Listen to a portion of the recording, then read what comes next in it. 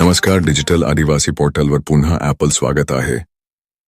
पाहूया आजच्या बातम्या. मुंबईत अखेर सत्तापालट करण्यात भाजपाला यश आलेच. विरोधकांचा पराभव करतानाचा मित्रपक्ष डोईजड होणार नाही याची काळजी पण या निकालातून घेतल्याचे समोर येत आहे. गेल्या 25 वर्षांपासून उद्धव ठाकरेंच्या ताब्यात महापालिका होती, पण भाजपने 45 वर्षात पहिल्यांदाच मुंबई महापालिकेत मोठा विजय मिळवला. आता महापौर कोण होणार याची चर्चा रंगली आहे. मुंबईसह राज्यातील जवळपास 25 महापालिकेत भाजपने मित्रपक्षांसह विरोधकांचा धुव्वा उडवलाच, पण मित्रपक्षांचे उधळलेल्या वारूला लगामही घातला. मित्रपक्षांची अवस्था असून नसल्यासारखी झाली. या महापालिका निवडणुकीत शिंदे सेना आणि अजितदादांची राष्ट्रवादीची जी अवस्था झाली ती विचार करायला लावणारी आहे. गेल्या 25 वर्षांपासून मुंबईवर उद्धव ठाकरे यांचा वर्चस्व होता.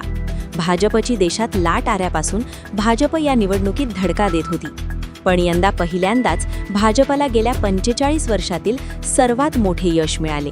बृहन्मुंबई महापालिका निवडणुकीत भाजप पहिल्यांदाच मोठा पक्ष म्हणून नावारूपाला आली. आता महापौर कोण होणार याची चर्चा रंगली आहे. तर भाजप मराठी महापौर करणार की हिंदी भाषिक महापौर बसवणार यावरूनही राजकारण होण्याची शक्यता नाकारता येत नाही. देशातील सर्वात मोठी महापालिका असलेल्या मुंबई महापालिकेवर भाजपचा झंझावात दिसून आला. बीएमसीच्या 227 जागांपैकी भाजपला 118 जागांवर विजय जवळ केला आहे, तर सध्या 90 जागा खिशात घातल्या आहेत. तर दुसरीकडे शिंदे सेना 28 जागांवर आघाडीवर आहे.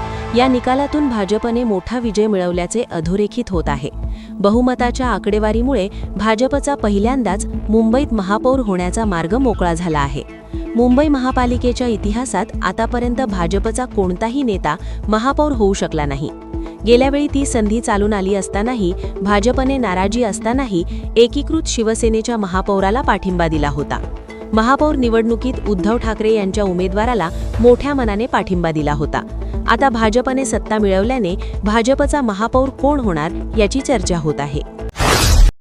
अशाच नवनवीन बातमीसाठी आपल्या YouTube चॅनल डिजिटल आदिवासी पोर्टलला सबस्क्राईब करून घ्या.